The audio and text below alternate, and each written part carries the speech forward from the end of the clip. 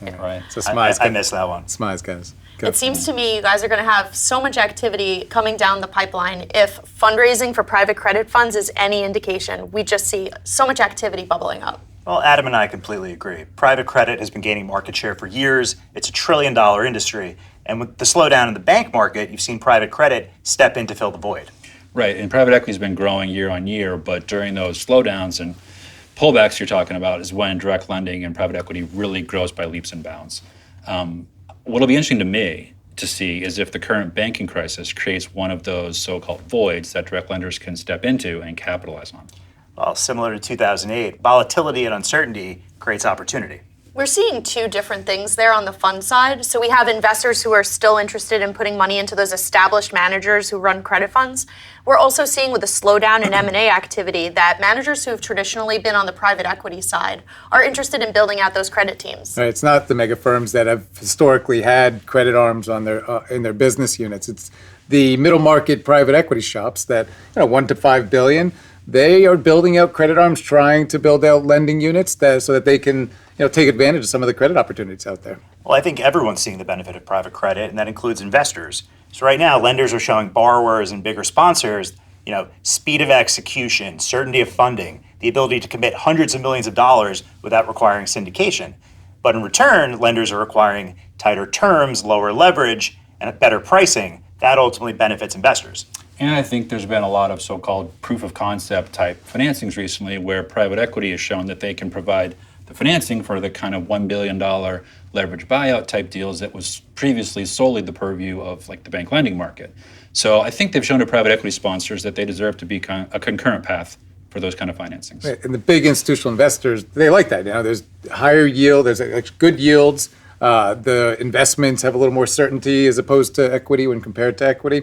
So you have big institutional investors like the sovereign wealth funds, pension plans, insurance companies. They all are interested in investing in private credit. With investors increasingly interested in private credit strategies, we're also seeing managers explore whether they have the buy-in to roll out different types of products. So traditionally, those funds have been set up as closed-end products, and we're seeing managers go back to investors who've consistently re-upped and see, do they have the buy-in to create something evergreen or semi-liquid, which has advantages for them on the distribution side as well. Yeah, you're right, Heather. It makes a lot of sense to offer a bunch of different products. It gives access to many different investors, not just the institutional investors, but also retail products. So you have investors across the spectrum that you can access by offering a bunch of different products. And now is a great time to deploy those funds that are being raised, right? There's historically high interest rates, at least for recent memory.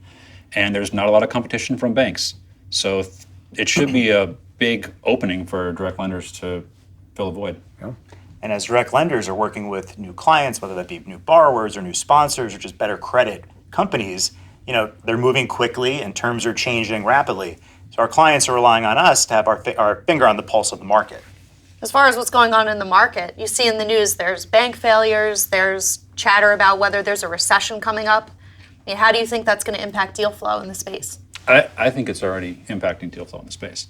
Not because there's recessionary activity right now, but because people widely expect that there's going to be a recession in 6 months. And so what you're seeing is lenders are saying, why would I finance this company if it's going to go through distress in 6 months? And private equity sponsors are saying, why would I buy this company today if it's going to be cheaper in 6 months? So there's a lot of people waiting to see what will happen.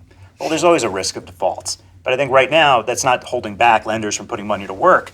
They're just being a little bit more conservative, they're having tighter terms, and they're having fuller collateral packages. One thing that I think will be really interesting to see is if the high interest rates over time has the same effect on portfolio company borrowers that it had on banks. There's a lot of portfolio company borrowers that have been paying high interest for a while now, and that eats into the cushion they have to keep themselves safe during times of distress. So what we could see is a wave of quick defaults if we see the beginning of a recession happen. And distress isn't a bad thing, right? Our clients see opportunities in performing loans, in distress situations, and they're raising capital for distressed credit as well. Whether it's to provide rescue financing, DIP financing, or just to invest in a distressed company, the capital is being raised in many different products across the spectrum. There's some interesting structures on the distress side that are contingent. So the capital commitments are raised in advance, but then they're not really ready to be deployed until a particular trigger is hit. If the spreads widen to a an agreed upon extent, then the fund turns on and can start calling capital and pursuing those opportunities. So what we're seeing now is funds that we've set up with that structure in the past are turning on, and we're also seeing new products being built with those types of features. Right. A bad deal for a bank might be a good deal for private credit, so there's still going to be a lot of volume and activity. Right, and I think that goes back to what you said originally. Benefit of private credit is the flexibility. In deal terms, getting deals done.